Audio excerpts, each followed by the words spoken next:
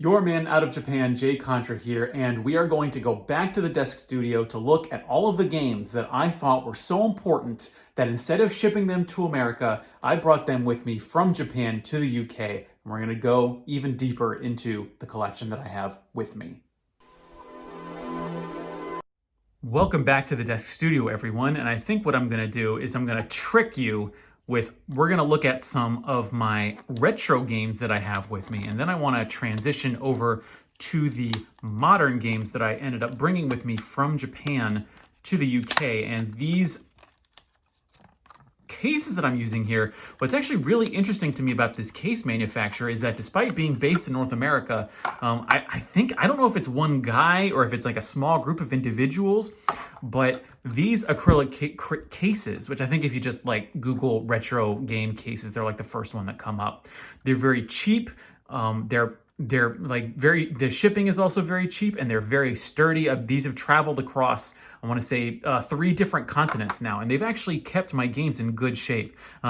This is actually a little bit scuffed up simply because I wanted to get a good deal on it, because Japanese Castlevania first came out in Japan in 86, and it was on the disc system. So a cartridge did not actually come out until until 1993. So there's very low printings of this. And if you want to play the original Castlevania in Japanese, you're going to have to play it on the cartridge because the disc system is just so faulty. It's really, I've had a real hard time playing disc system games simply because the disc systems that I've had, even though I replaced the drive belt ends up slipping. I've never gotten it to work properly. I don't know if anyone has a real good solution for playing disc system games from the disc itself. I know there are solutions for being sticks that you can attach to the Famicom in order to play the games that way.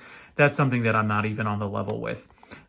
Here we've got Metal Storm. I remember getting a deal on this because I think you might not be able to tell on the camera, but there's some browning here from the glue. I don't care. I ended up getting this for half off at Mandarake because this was seen as having huge damage to it. But you can tell, look at, yeah, there's some little dings you can tell there from the glare. It's not a perfect label, but just look at it with this. You could not tell that there's anything wrong with this except for the glue, but it's perfectly fine. This was normally, I think this is a $150 game. Back when I bought it, I ended up buying it for I think $100 just for the cartridge.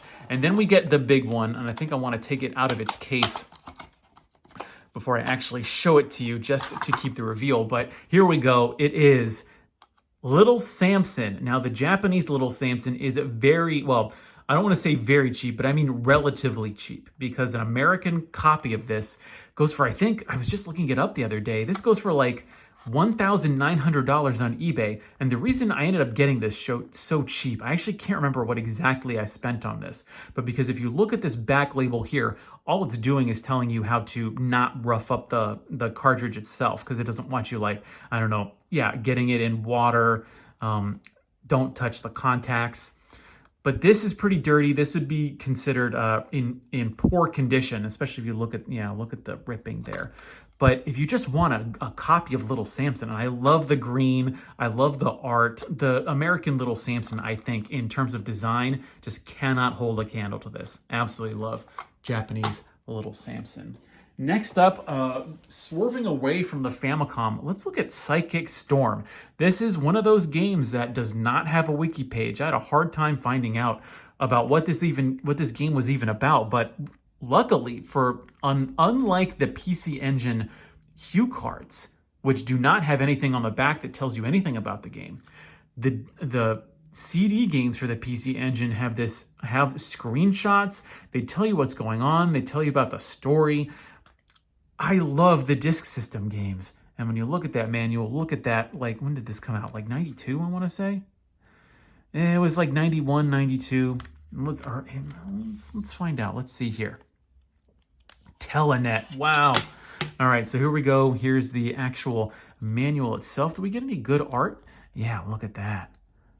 Look at that. Oh, here we go. Yeah, we got the character models. Got a tiny head. Yeah, let's see. Nastasha Ustinov.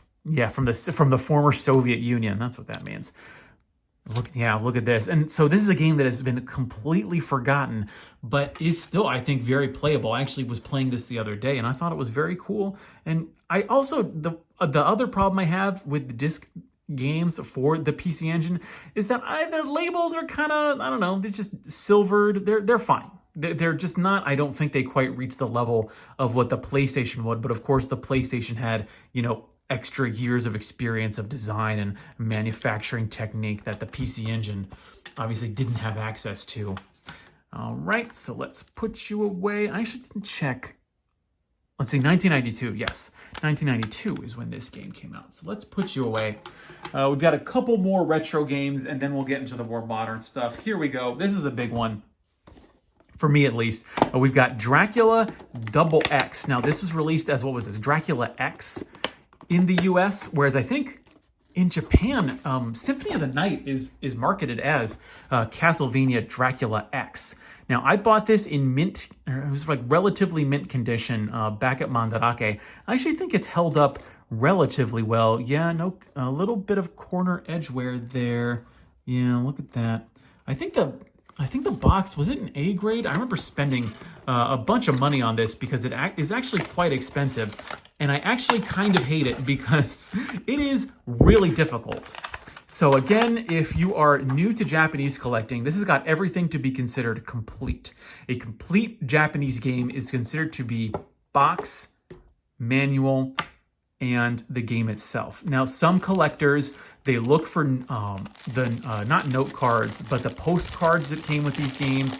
Certain Nintendo games had inserts with how to actually connect, or to make sure that you would disconnect the power supply from the wall, because the power supply continues to draw power even if you don't have the system turned on. Like Pokemon has a lot of inserts in it, but look at this cartridge. This cartridge is actually in top shape.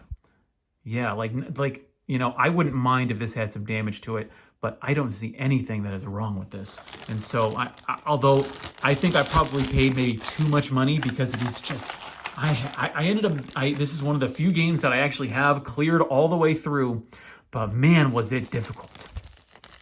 And I actually, here's exactly what I was talking about. This is the insert telling you to unplug your power supply. And I think you probably still should even today, simply because you don't want to wear out the power supply. And that's really, I remember I couldn't play my Super Nintendo back in America. I didn't know what was wrong with it, but I couldn't play it for years because I didn't realize that, no, actually there was nothing wrong with the system itself. It was just the power supply that was wrong. Hold on. I don't want to break this. I don't know if this is the original.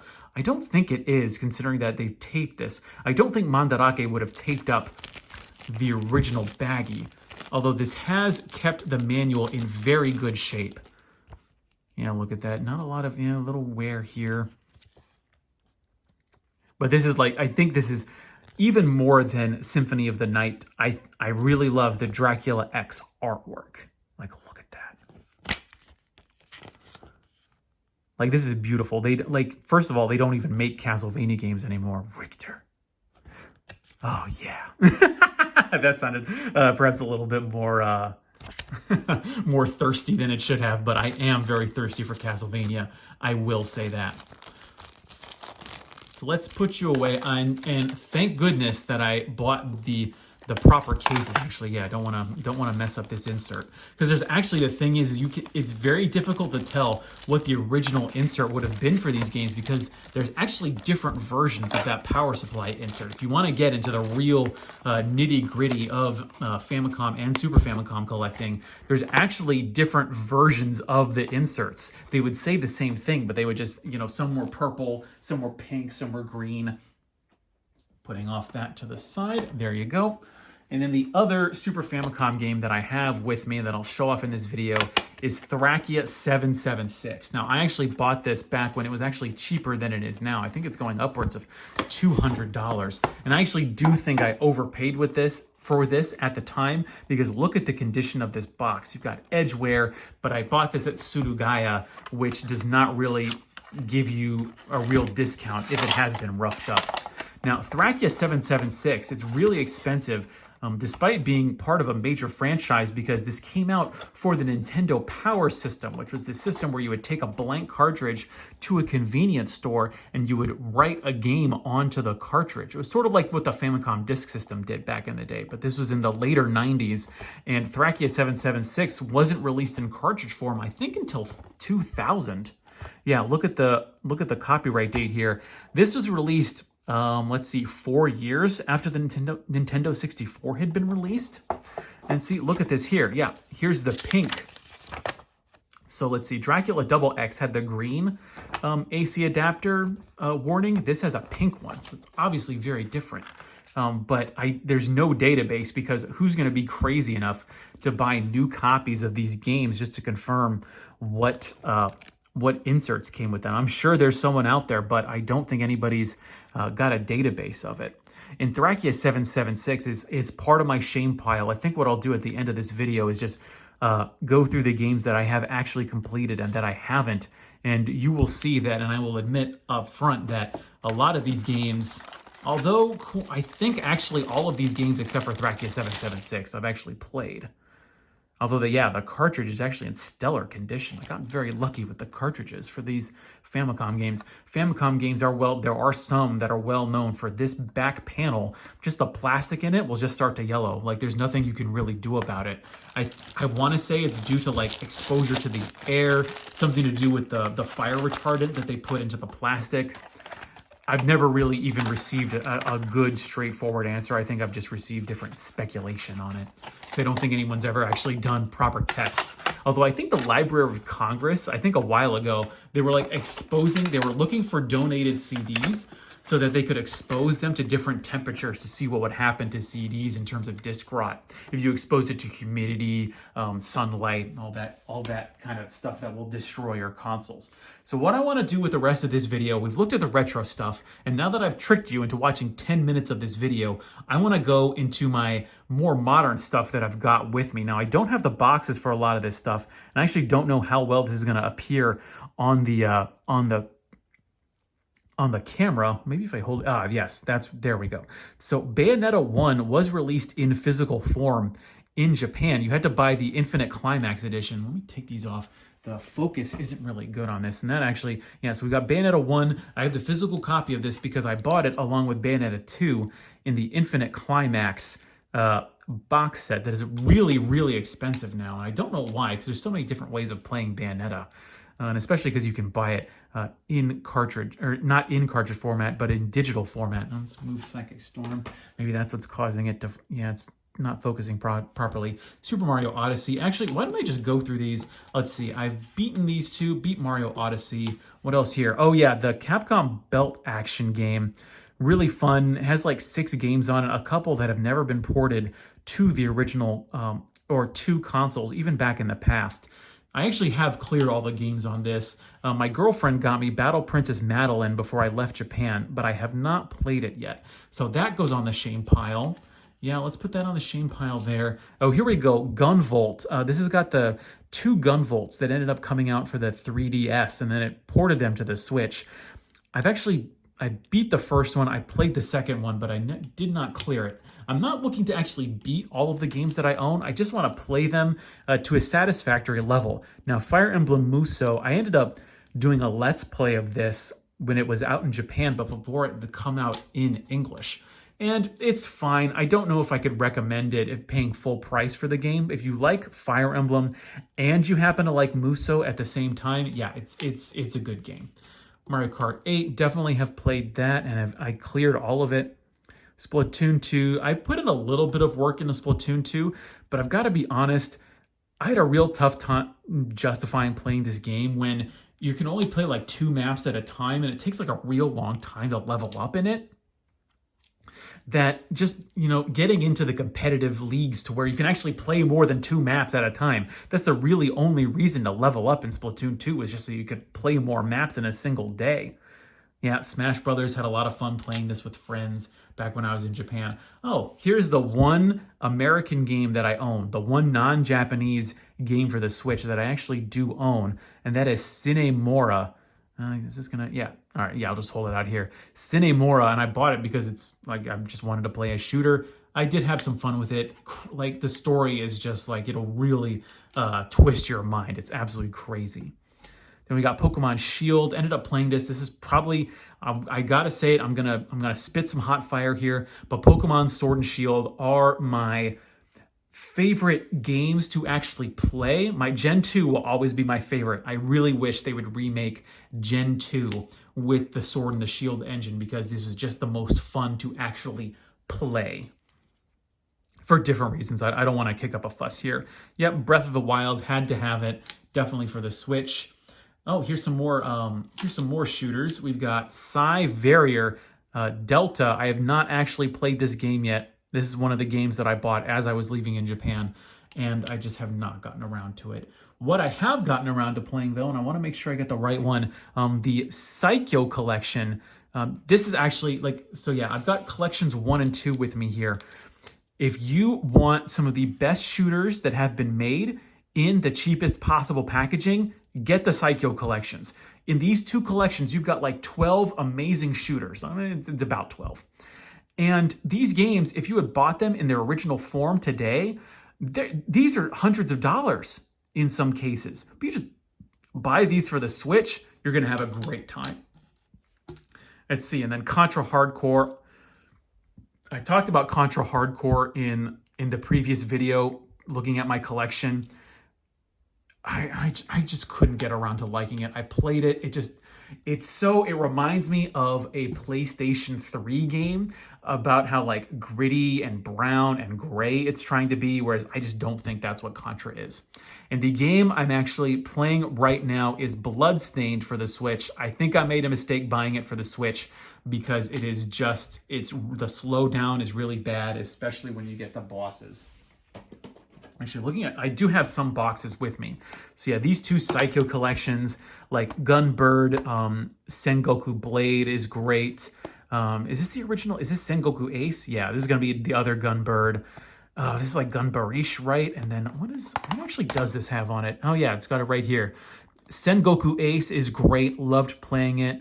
Sengoku Blade is like $100 plus for the Sega Saturn. Sengoku Ace didn't even get a console port until like the PlayStation 2. And actually there's a PlayStation 2 port that has Sengoku Blade and Sengoku Ace, and it's like $150 now. It's crazy. Then we got Sengoku Cannon. Haven't played that yet. I've only just started playing this collection. Gunbird is like a $50 game. Gunbird 2 for the Dreamcast is $50 plus. And then, so you've got all these shooters, and then you've got a puzzle game, Gunbarish, or however you want to pronounce it. Haven't played that quite yet. Now, I have played all the games for the Psycho Collection Volume 1.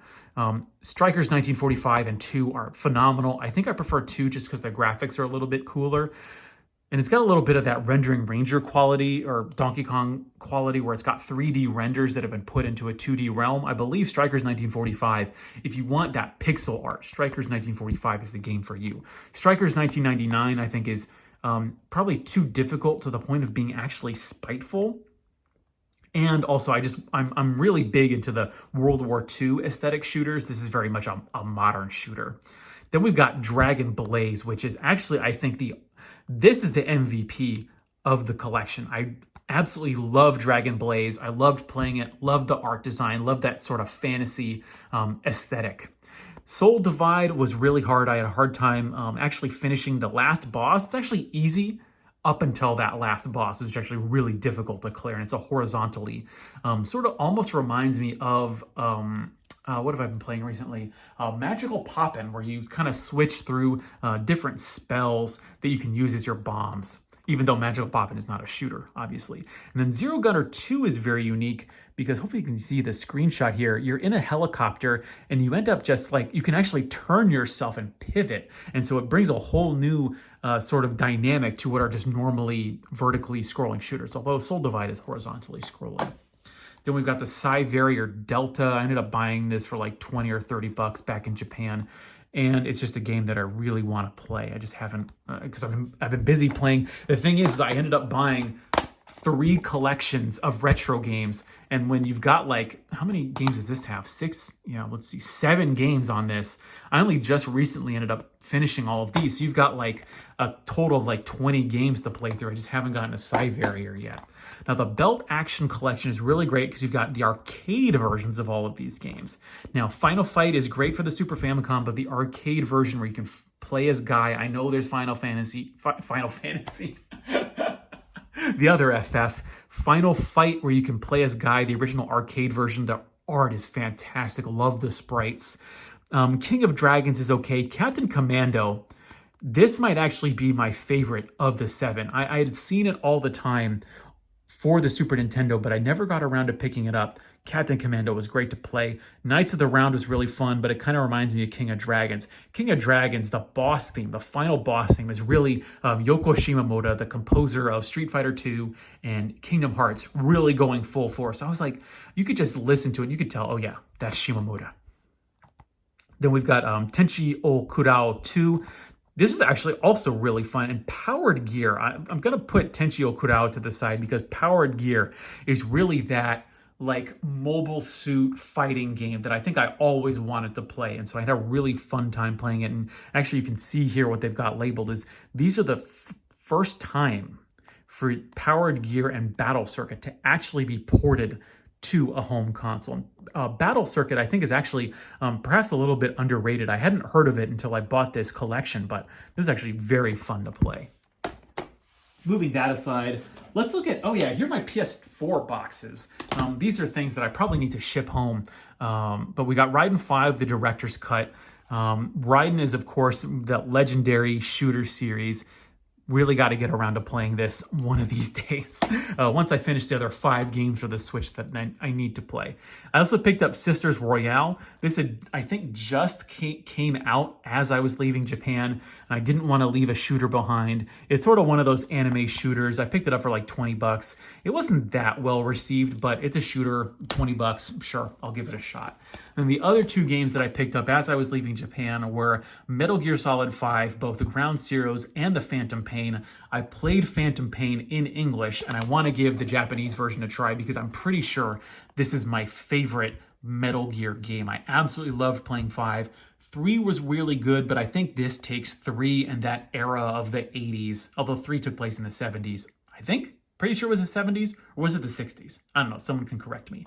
But actually playing a game that's set in the 80s, and this is my favorite open world game. I'm going to say it right here. Let's see, Breath of the Wild was good. I love the Fallout games, but nothing, I think, gets better than Metal Gear Solid 5. So putting those aside, what we're going to do is we're going to look at my discs for the PS4. So the consoles, the modern consoles I have with me are the Switch and the PS5. And I think I got this as a Christmas present, actually, from my parents back last year. Fallen Order, I have to say, is actually, like, it's really disappointing. It treats the Force as, like, a mana bar, and I did not like playing Fallen Order. It tried to combine, like, Castlevania and, Metroidvania with Dark Souls, and it just didn't work out for me. I wasn't that big of a fan. Bloodborne, of course, needs no introduction. I played it a little bit. I found it to be too hard. And I got to a point where I just wasn't being rewarded by the gameplay. And maybe I'll get into it later, but just not now. Death Stranding, I actually did end up clearing. I really got into, what I got into Death Stranding was with building the roads. I ended up building all of the roads you possibly could in Death Stranding, and that was my favorite part of the game. I actually wish there was a way you could play Death Stranding without using the guns. I do think that kind of takes away from the message of the game, even if they aren't real guns. Then Sisters Royale, it's anime shooter. We showed you the box. Raiden 5, gonna play that at a certain point. Then we got Nier Automata. Nier Automata is one of those games where I played through the first ending. I got ending A, and then I tried to get ending B, and I was just like, I can't play through this again. I know there's a whole, 75% more of the game that I need to play, but I just can't will myself to actually do it. And then we got Phantom Pain and Ground Zeroes. Gonna get to these boys eventually. Oh, yep, and that's it. So let's let's go in reverse. Let's see, what have I actually played and what haven't I played? Let's see. I played Fallen Order, gave up. Bloodborne, played and gave up. Death Stranding, cleared. Sisters Royale, need to play. Raiden 5, on the shame pile. Nier Automata, played, cleared. I saw the credits. I haven't cleared all though. It's not 100%, but I'm gonna count it as cleared. Phantom Pain on the shame pile. Metal Gear Solid 5, Ground Zeroes on the shame pile. So let's move these boxes out of the way. Yep, there we go. Move these onto the table so that I do not forget. And I'll just look at the cartridges since these are all of my Switch games. I actually have a whole pile of PS4 games at home. But let's see. Battle Princess Madeline, haven't played. Fire Emblem Muso, cleared. The 2 Bayonettas, cleared. Let's see. What is this? Gunvolt, played the first one, or cleared the first one, played the second one. What have we got? Then Splatoon 2 played. Smash Brothers played. Mario Kart 8 played. Mario Odyssey cleared. I guess I technically cleared 8 since I think I did do the 200cc's and the mirrors. Belt Action Collection cleared. Bloodstained in the middle of playing. Contra Hardcore played but did not clear. The Psycho Collection 1, this is the one. I played through all those. I'm still working on Psycho Collection 2. Put that over there. Cyberrier 2, still need to play. Breath of the Wild cleared. Cinemora cleared. Shield cleared. Let's see. Psychic Storm I played, but I did not clear, so I'm going to count that as having played. Thracia 776 I have not done anything with, so that is on the shame pile. Dracula Double X cleared, even though it was so difficult. Let's see. Castlevania 1 cleared. Metal Storm cleared. It's actually, the thing about Metal Storm, and I'll say this, is that I ended up spending $100 on this, and I don't want to say I regret it, but I did not put a lot of time into Metal Storm because it's like 6 levels. You can clear it in a couple hours. So when you look back on it, it's like, was it worth spending $100? So it's like basically you're spending, what, $30 an hour on this game? You say 3 hours to complete it. Maybe if I was a millionaire, it would have been worth it. And then let's round it out with Little Samson. I played it, but I did not beat it. It ended up getting difficult to a point where I just thought, maybe one day, maybe in the future, I'll actually sit down and clear it. But I feel like I got my money's worth out of it just because of how cool that game was.